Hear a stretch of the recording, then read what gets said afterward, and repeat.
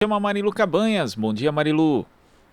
Olá, Glauco, bom dia. Vamos falar aqui da CPI da Covid. A CPI reforça suspeitas de irregularidades em negócios entre a empresa de logística VTC-Log e o Ministério da Saúde. Um contrato milionário foi transferido para o Departamento de Logística desse ministério e 11 dias depois, boletos de pagamento emitidos pela agência de viagens Voetur Turismo, em nome de Roberto Dias, que comandava esse departamento, começaram a ser pagos. A Voetur pertence também ao grupo empresarial da VTC-Log. Vamos falar sobre esse assunto com o senador Humberto Costa, do PT de Pernambuco, ex-ministro da Saúde, atual presidente da Comissão de Direitos Humanos do Senado e membro titular da CPI da Covid. Olá, senador, bom dia, seja bem-vindo. Bom dia, Marilu. Bom dia a todos que acompanham a Rádio Brasil Atual, o Jornal Brasil Atual. Muito bem, estamos aqui na TVT também, senador. E ontem foi ouvido o motoboy Ivanildo Gonçalves, da VTC-Log, né, que confirmou aí saques de mais de R$ 400 mil na boca do caixa para a empresa, operação um tanto anacrônica, né, senador, em tempos de PIX, transferência bancária, transações eletrônicas, né? Sim, não somente esse aspecto é inusitado, como existem algumas coincidências, não é? Nesse período em que nós estamos trabalhando na CPI, em que surgiram as denúncias sobre contratos aditivados da VTC-Log, esse tipo de pagamento, essa maneira de saldar os compromissos da empresa foi modificada. Assim como a intensidade desses saques e o volume maior desses saques coincidiu também com períodos mais próximos àquela situação em que houve o aditivo, né, do contrato principal da empresa, o que nos faz pensar que possivelmente essas contas que eram pagas, esses boletos que eram resgatados, em verdade estavam sendo uma forma de remunerar aqueles que tinham facilitado esses contratos, né? Então, é uma suposição muito forte que nós pretendemos confirmar com um avanço na quebra dos sigilos, não somente do Ivanildo Gonçalves, que falou ontem, mas da própria empresa e de outras pessoas da empresa. Quer dizer que essa prática, enfim, dessa transação, né, de retirada no caixa de muitos, né, milhares de reais aí, de acordo com as informações obtidas pela CPI, o Motoboy efetuou saques que somaram mais de 3 milhões de reais na mesma agência bancária da Caixa, né, localizada no aeroporto de Brasília, no período entre janeiro e julho. Aí, como você falou, né, senador, depois essa prática parou coincidentemente com as investigações da CPI, é isso? Exatamente, com as investigações da CPI, com a denúncia que saiu estampada na imprensa de como houve o aditivo desse contrato de logística, acho que todo mundo lembra, a empresa fazia uma solicitação de uma correção no valor de 57 milhões de reais, o Ministério da Saúde, por meio dos seus técnicos, queriam uma correção no valor de R$ 1 milhão, e ao final o diretor de logística, Roberto Dias, terminou por aceitar uma proposta intermediária, mas que era 18 vezes maior do que a proposta inicial do Ministério, e esse aditivo ficou em R$ 18 milhões. Né? Então, com o surgimento dessas informações e o trabalho da CPI, que começou a citar a VTC-Log, esse tipo de pagamento mudou. É como se, de uma hora para outra, eles tivessem descoberto outras formas, né, de transferência de recursos para os seus credores. Muito bem. Senador, e a empresa de logística, a VTC-Log, pode ter sido contratada de forma irregular? Sim, porque toda a parte de logística de medicamentos e vacinas era feita anteriormente por um órgão do próprio Ministério, né? Chegou a haver uma cogitação de que se pudesse mudar esse sistema e fazer a contratação dos Correios por uma dispensa de licitação, coisa que o Tribunal de Contas impediu a partir de uma ação movida por uma empresa privada. Então, houve a licitação, sendo que a empresa que ficou em primeiro lugar foi estranhamente desclassificada para que a VTC-Log, né, ainda à época com o nome de Voetur, pudesse assumir esse contrato. E há muitas dúvidas, não é? Há inclusive investigações feitas pelo Tribunal de Contas da União quanto à lisura nesse processo de licitação, nessa contratação. Enfim, é um outro tema que não vai caber à CPI da Covid investigar, mas certamente nós vamos reforçar em termos de documentos e outras denúncias, né? O trabalho que hoje já é feito pelo Ministério Público e pelo Tribunal de Contas da União. Exato, e teve um momento também, né, senador, que você falando, né, dessa transação, que o motoboy sacando milhões de reais na boca do caixa, pagar contas a integrantes do governo, é a empresa responsável por armazenar e distribuir as vacinas no Brasil, não é isso? E até você chegou a falar, né, nas mãos de quem nós estamos, né, senador? Exatamente, esse é um governo que tem se caracterizado por uma absoluta incapacidade de gestão das políticas públicas, das ações públicas, não é? Um governo que não tem transparência, que não tem controles, que qualquer pessoa se aproxima da cabeça dos ministérios e, a partir daí, se dispõe a fazer negociatas as mais absurdas, né?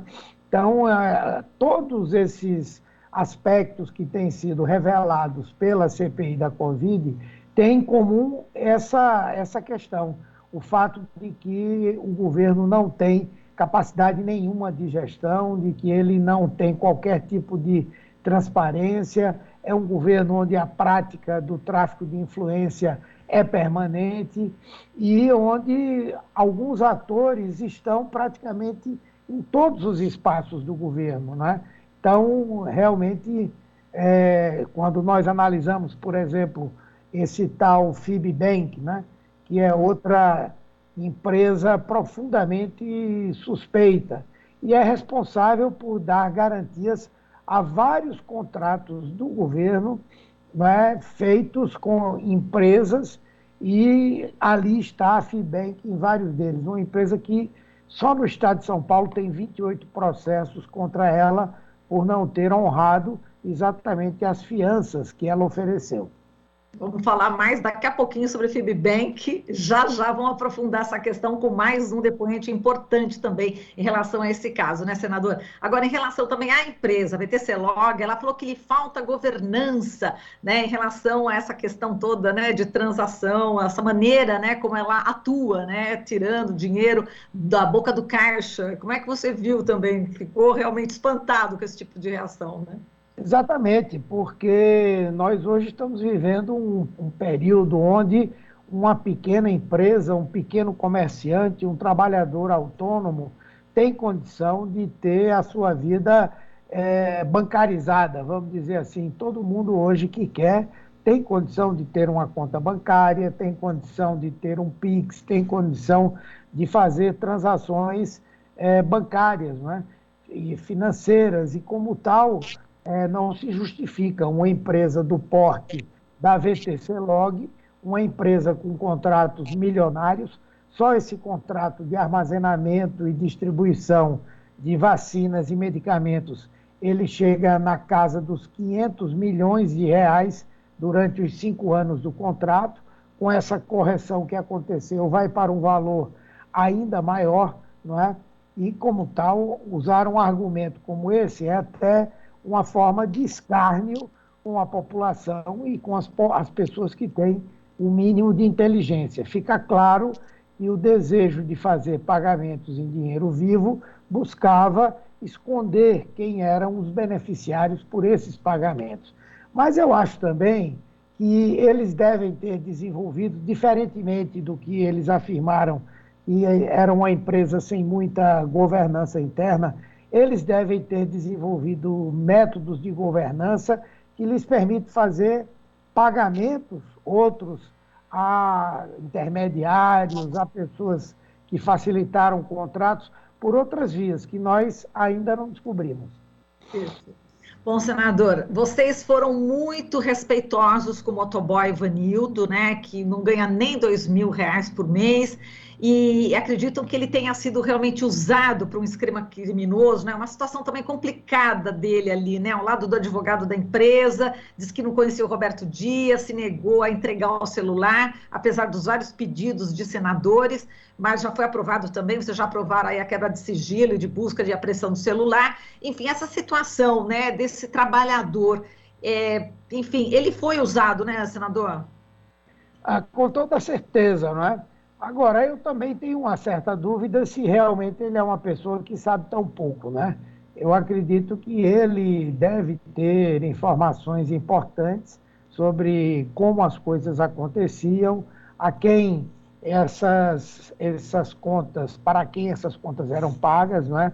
E eu tenho a impressão que com a quebra do sigilo telemático dele, o sigilo telefônico, pelo menos, nós vamos conseguir identificar, não é, informações relevantes para que a gente saiba quem foram os beneficiários desses pagamentos, né, que foram no montante muito grande e não foram feitos pelos belos olhos de ninguém. Eu creio que ainda há muita coisa importante. Eu só não sei se nós vamos conseguir chegar até as últimas consequências, chegar a fundo, porque a CPI tem aí um prazo que nós achamos que não deva se estender por muito mais tempo, e como tal, eu acredito que aquilo que nós não conseguirmos alcançar, vamos encaminhar para o Ministério Público para que ele possa fazer uma investigação mais aprofundada. Perfeito. Senador, e o Ivanildo confirmou que esteve lá no Ministério da Saúde várias vezes, né? Que foi até o quarto andar, né? Onde fica aí o Roberto Dias, onde fica o Departamento de Logística, para entregar um pendrive. Esse pendrive que também é coisa do passado, né? Agora, o que vocês suspeitam em relação a isso? Eu suspeito que quando nós fizéssemos a requisição das entradas e saídas de pessoas no Ministério, nós iríamos encontrar, sem dúvida, o nome do Ivanildo em vários momentos. E acho que eles fizeram mais ou menos uma espécie de vacina, né, para que, quando isso acontecesse, já houvesse uma justificativa muito clara sobre o que é que ele foi fazer lá.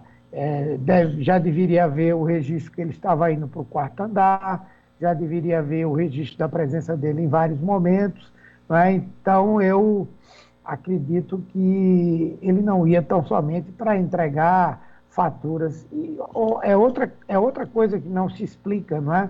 Hoje, quando sempre se quer reduzir custos, ninguém mantém uma pessoa trabalhando simplesmente para ficar levando cópias de faturas que podem ser mandadas por via eletrônica, né? Então, a minha impressão é que aquilo ali já foi uma estratégia dos advogados. Mas a quebra do sigilo telefônico pode ajudar bastante a gente saber. É provável que antes de ele ir a esses lugares, ele fazia contato com alguém, ele dizia o que iria fazer, fazia alguma referência a alguma coisa. Então, é possível que, se ele estiver mentindo, nós possamos, pelo menos, identificar que a mentira existe. Perfeito. Agora, senador, Ivanildo disse que entregava o dinheiro para a funcionária chamada Zenaide, né, do Departamento Financeiro da VTC Log. Ela deve ser chamada pela CPI? Sim, muito provavelmente. Nós, inclusive, estávamos tentando trazê-la no dia de hoje. Porém, como o médico que atendeu o senhor Marconi Albernaz retirou o atestado de que ele estava acometido por um problema de saúde, nós achamos melhor manter a mesma ordem que havíamos anteriormente definido. Então, por conta disso, nós hoje deveremos ouvi-lo. Mas eu acredito que na semana posterior, a semana que vem, depois do feriado, quando nós retomarmos as últimas audiências públicas, ela deve ser convocada. Certo. Senador, e hoje, como você mesmo falou, a CPI ouve o lobista Marconi Albernaz de Faria, né, que é intermediário da Precisa Medicamentos, e também tem ligação, né, com o Jair Renan Bolsonaro, filho do presidente. Pois é, isso deve ser perguntado também, não é? ele claramente, nas auscultas telefônicas que foram feitas no inquérito que trata da venda de testes para o governo do estado do Pará, ele foi flagrado em várias ocasiões, não é, em tratativas com integrantes do Ministério da Saúde, comentando sobre essas tratativas e tentando criar as condições para a venda de testes, né, ao Ministério em contratos milionários. E ali ele se relaciona com pessoas que negaram qualquer tipo de participação nesse tipo de atividade. Então, ele é uma testemunha importante para confirmar ou negar alguns depoimentos que nós tivemos recentemente. Ele é a pessoa que coloca em contato o Roberto Dias, não é, com algumas pessoas que representavam a Precisa também. E há essa informação de que ele teria relações com o filho do presidente, que teria, inclusive, ajudado a viabilizar burocraticamente uma empresa do filho do presidente da República. Bom, isso pode ser uma coisa, de certa forma, secundária, mas também mostra o tipo de relação que as pessoas que estão no poder aqui hoje no Brasil têm, né? Exato, ligações perigosas. Agora, senador, o advogado Marcos Tolentino, né, que faltou à CPI, apresentou atestado médico, de acordo com o Hospital Sírio-Libanês, sofre de hipopotassemia grave, né, perda de potássio no organismo, e não tem data prevista para alta. Ele é suposto sócio oculto da Fibbank, ou, como vocês estão falando, Lorata Bank, né? Na verdade, o Marcos Tolentino é pessoa conhecida há muito tempo nesse meio da corrupção no setor público, não é? E nesse caso específico da Covaxin e de um outro contrato importante sobre preservativos femininos, foi o Fibbank, o banco que ofereceu as garantias para esses contratos. Sendo que o Fibbank, como eu disse, é uma instituição que já está sendo processada só no estado de São Paulo por 28 empresas, pessoas que foram lesadas com esses avais dados pelo Fibbank, né? Então, nós também identificamos uma forte ligação dele com o líder do governo, o Ricardo Barros. Então, a oitiva dele, para nós, é muito importante para que nós possamos desvendar essa rede, né, de tráfico de influência que parece que existia no Ministério da Saúde e que Ricardo Barros parece ter uma posição estratégica nesse esquema. Perfeito, eu só vou registrar aqui também, senador, a gente já está no finalzinho, já falaram aqui, encerra já, que a gente está já no tempo, mas durante a sessão ontem, você fez uma grave denúncia, né, envolvendo o prefeito de Cerro Grande do Sul, lá do Rio Grande do Sul, Gilmar João Alba, que foi flagrado pela Polícia Federal no aeroporto com R$ 505 mil. Assim, só rapidamente, senador, para a gente fechar aqui a entrevista, fale um pouco só sobre isso. Na verdade, isso aconteceu na quinta-feira da semana passada. A Polícia Federal fez essa identificação desse recurso, diz que abriu um inquérito, mas como isso só veio se tornar público, no dia de ontem, não é? Nós achamos que era importante fazer a denúncia, por duas razões. Primeiro, porque há fortes evidências de que esse dinheiro vinha para financiar esses atos antidemocráticos que estão sendo organizados pelo presidente Bolsonaro e seus apoiadores agora para o dia 7 de setembro, aqui em Brasília e lá em São Paulo, não é?